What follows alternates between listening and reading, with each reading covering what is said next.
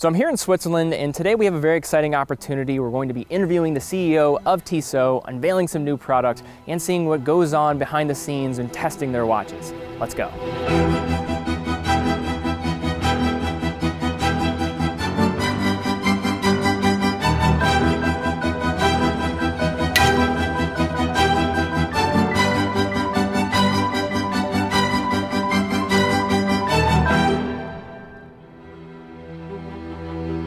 Hi everyone, Teddy Baldassarre here, back with Sylvain Dolla. Hello Teddy. Good to see you again. It's always a pleasure to see you, and after all the success you're enjoying the past month, so I can't wait sharing with you some insights. Very excited for this, and I don't want to belittle our previous conversations because they're all great, but today we have something very special in front of us. We have some new models, some things that people have long awaited, so I want to unveil them. Now to start though, I want to begin with a product line that is a bit more fun, it's playful, but also very different with its case and its structure. So could you walk us through this new collection? Yes, I love it actually. It's really a piece that we had a lot of fun to develop. It's the Sideral.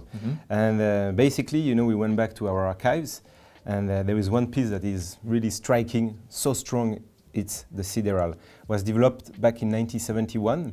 The whole family Sideral started in 1969, but this one was in 1971. And it was kind of revolutionary because it was using fiberglass. It was very robust, very resistant, very modern. And if you look at the ads from the original watch, it was really focusing on the young, the ambitious, the sportive people. And that's exactly what we do today. We are very successful with, for example, the PRX with the young and ambitious. So we are very happy that we will soon, for the summer, release the new Sideral. And there is a lot that is interesting in the new Sideral. We kept really the original design. We wanted to be true to the original design. And one thing that was interesting in the original design was the strap, because it has this very particular, patented at that time, locking system replacing the buckle. And it's so convenient when you wear it. It's so soft. So we have this rubber strap. And inside, the dial is also very interesting because it's very colorful, it's strong. And you have these two elements in green, 5 minutes, and red in 5 minutes too, for the regatta, because it's really a water sport linked watch. You know, Teddy, what I love is the forged carbon case. And we choose this forged carbon, which has a marble effect, because aesthetically we thought it was really strong. The original one was in fiberglass because it was strong, because it was resistant. And today, if you want a strong, resistant material, it's very good to use this type of material. It's also the material used for the state-of-the-art bikes, like in Tour de France or Vuelta, and we are the official timekeeper of the most important races in the world. So that's why we decided to use fiber carbon. And you see, the fiber carbon, you can treat it differently. And here we made a choice, aesthetical choice, to take a marbled look fiber carbon, because I think it gives it really a unique design. And also, one thing I noticed about the blue, especially, is you can see the infusion of that blue within the case itself. Exactly. And so we have two cases. We have the black marbled case, and we have the blue one. And straps, we have these three colors available: the blue, the red, and the yellow. And we have some other possibility with, for example, a green, an orange, that are also available on the side. 300 meters of water resistance, so this is really set up to be that sports watch for the summer. For the summer. Carefree, put it, you know, maybe wear it to the beach. This is that companion you can have. Yes, and inside we have our fantastic Powermatic 80-hour power reserve movement, which is, as you know, a fantastic, reliable movement. And that's the watch for the summer when you love Tissot or when you love beautiful watches with character.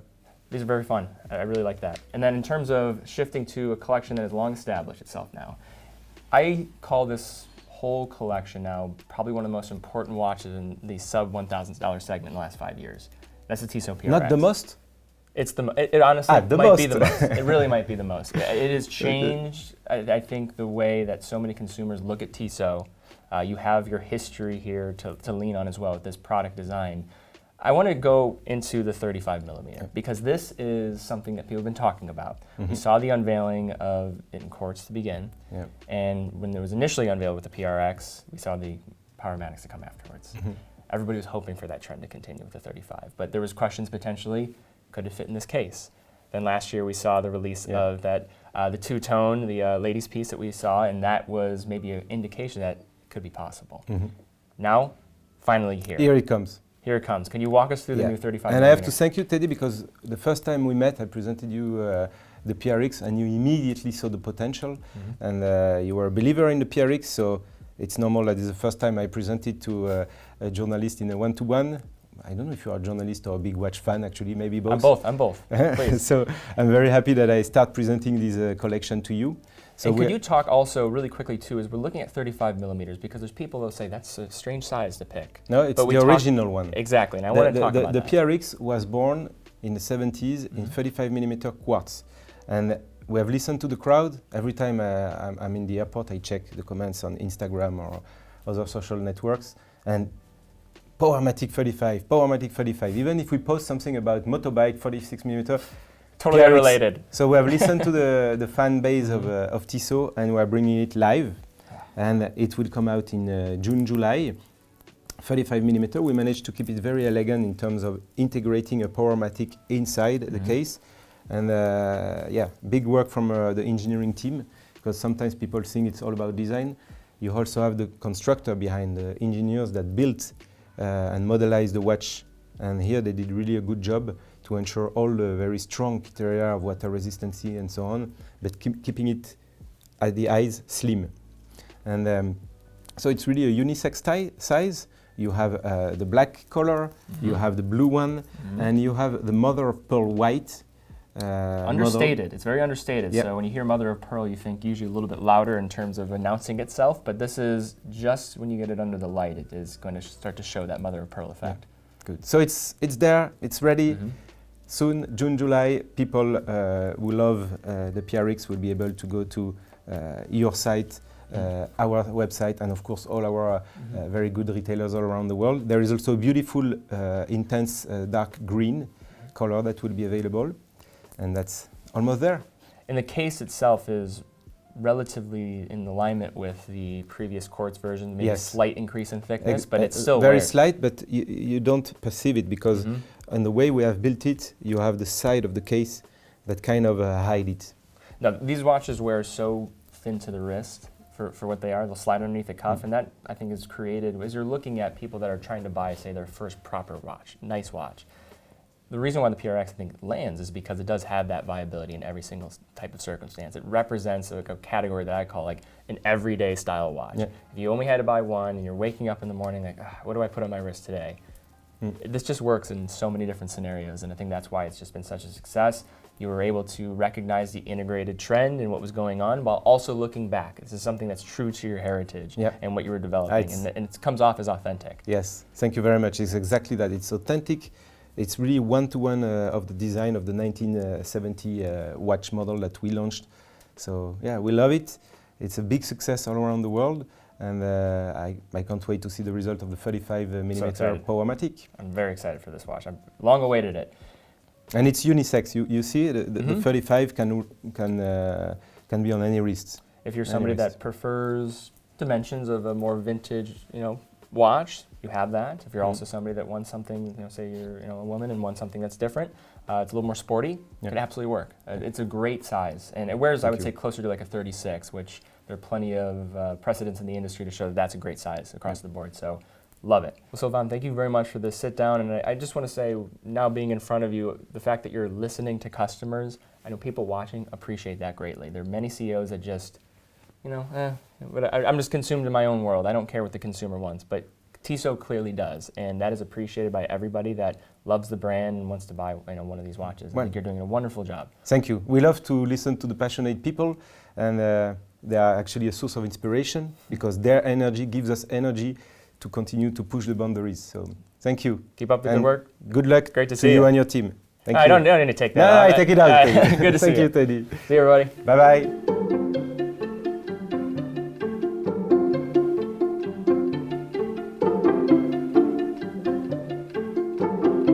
So now I'm here with Roman. Roman, very nice to meet you. Nice to meet you, Teddy. To start off, could you explain where we are right now?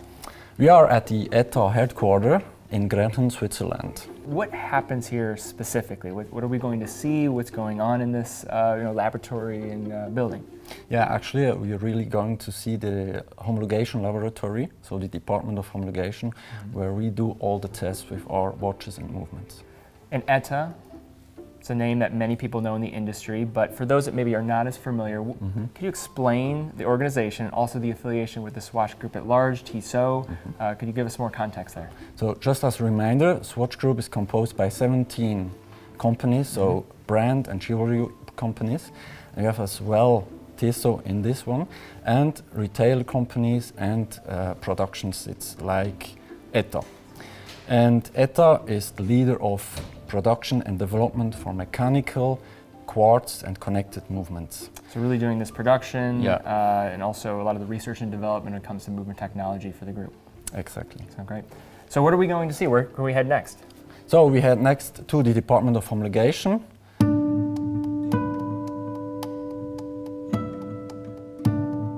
So now we can take a look at some of these tests, but before we begin, it is important to note that we're not going to be able to showcase everything. There's over 100 tests that some of these watches are subjected to. So it is important to mention that. There's a lot that goes into this, but we have one here. Yeah. This is demonstrating shock. So could you walk us through how this works and this contraption? It's very intimidating. So what are we looking at here? Exactly. So this is what we call a machine or an equipment to create or simulate big shocks, huge shocks, so the 5000 G shock I mentioned before. And what we are going to do is we place the watch head inside the machine, Okay. like that. So we place the watch head on the position 9 o'clock. And after that, we can just move up the hammer head. And you can set how much force you we want to. can set actually, Okay. exactly. So I fix just the hammer head here. So you'll lock the Like hammer in that. place. So it's locked. And now we are on the maximum. So on the maximum height, this will represent a free fall on a hard floor from more or less 1 meter high. So what we are going to do, watch head is placed, Down here. hammerhead is charged, and we're just gonna free the hammerhead, and he's hitting the watch head.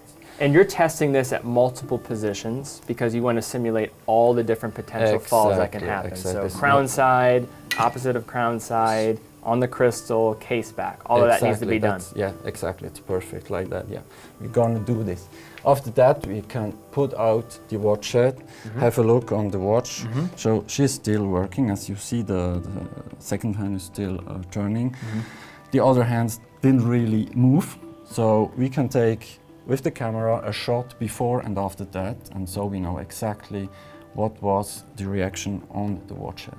So the things you're looking for, the hand alignment, if anything potentially came loose in the watch, specifically, and making sure it's, of course, running. Yeah, exactly. And then maybe you're testing potential accuracy as well at some point? Yeah, after this kind of shock, we could go on other type of machines and measure the rate, looking for the amplitude, etc., etc.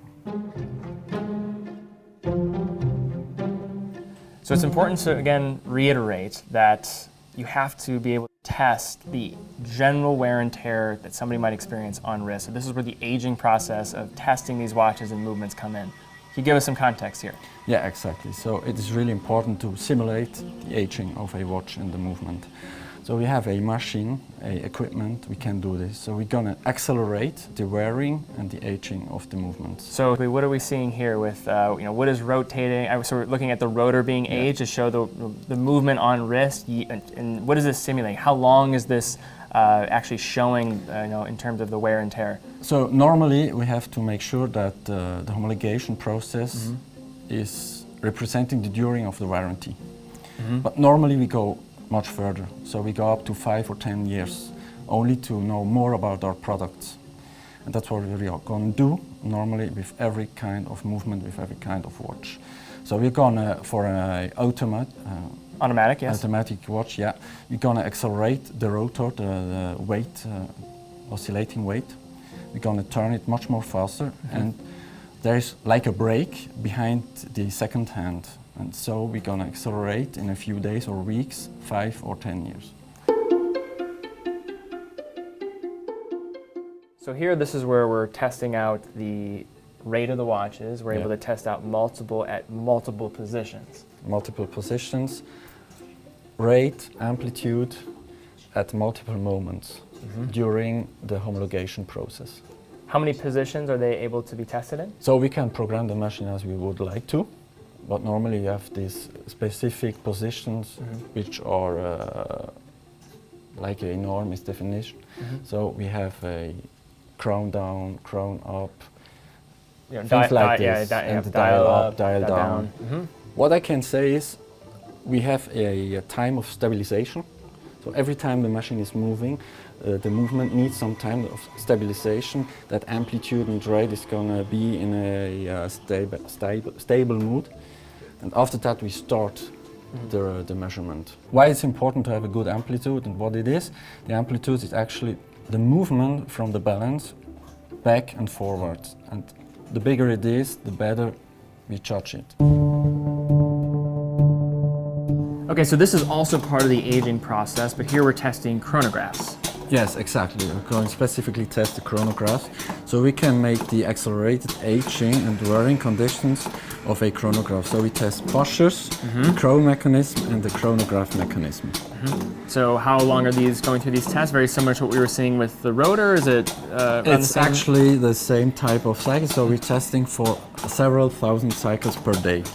Trying to go beyond what the potential general wear would be of some of this within that warranty window. Even if we go further than what we should do by a norm or other kind of limits, we go further because we want to learn more about our products. We would like to know how our Tissot is working after 5 or 10 years. So establish that threshold and then commit, and then I'm sure know that it's going to be even good beyond that. Yeah, exactly.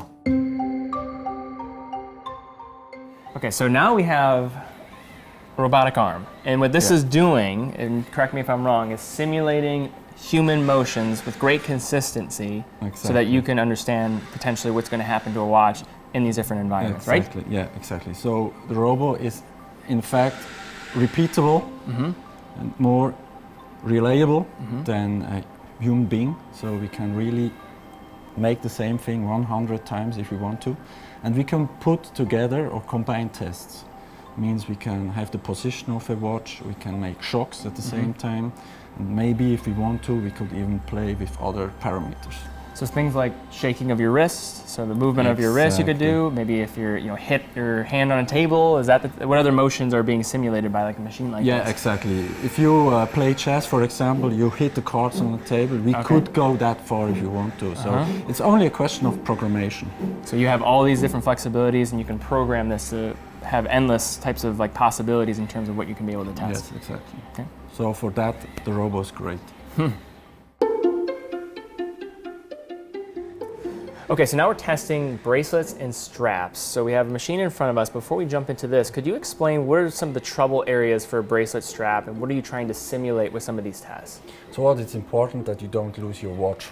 Yeah, so it stays on your wrist. Stays on your wrist. It means we don't want the bracelet goes off the watch head, and we don't want to lose some links or other single components of the bracelet. So this machine is going to simulate the kind of contorting of the wrist, and what is being simulated here? Yeah, so it's shaking actually the watch, the entire watch, so we can simulate an accelerated wearing and aging of the bracelet with the entire watch head on it. Yeah. So now we're testing straps here. So what are we seeing? So actually, yes, on this machine we're going to testing straps like we have seen before. We're going to test in an accelerated manner our straps. So under real simulated wearing conditions. And what we are going to see is that the strap and the whole watch is in torsion and traction at the same time. So this is simulating like the turning of the wrist, this is testing out that buckle, the spring bars, making sure everything is securely in place so that it's not going to fly off your wrist, say you're doing activities throughout the day. Yeah, that's it. So with this kind of equipment we can test strap, friction and abrasive. So we have on this kind of stick a other tissue we could put on jeans if you want so. And so we create a friction between the strap and, in this case, a leather strap and the jeans. All different types of materials you can add to this. It's going in this linear motion back and forth, and we'll just add that friction just to see if the outside exterior of the strap will be able to withstand that. Yeah, that's true. So what's interesting is how would it be abrasive, which one of the tissues is going to be abrasive, and how is the color transmitted from so one color to the changing. other. Yeah, Okay, exactly. So you're seeing how the hue might change as well with the color itself. Exactly.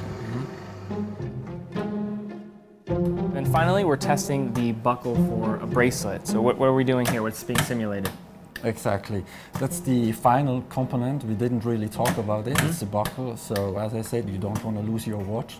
So this test is important as well. So actually we are going to simulate the opening and the close of the buckle. So we are repeating this as well hundreds and thousands of times just to make sure that the buckle still is working after all this time of testing. So you can see the machine pressing down to lock the bracelet and clasp into place, and then the 2-button release being pressed from the sides to unleash the bracelet from place, and then just repeating this over and over again consistently Exactly. to really test this out. Perfectly explained like that. And then this is how many times going to be tested before you would feel comfortable with this, moving So- forward into standard production? Depending on what's the goal of the test, but as well for all the other tests it's exactly the same. We have some thousands of repetitions for every test. So we're going to test this for hours and days. So I hope you enjoyed this behind-the-scenes tour of ETA, and then in addition to that, the new unveiling of some great Tissot product. Which product did you like the most? Also, be sure to give this video a thumbs up, subscribe, and hit the bell icon if you did enjoy it, and I will see you all next time.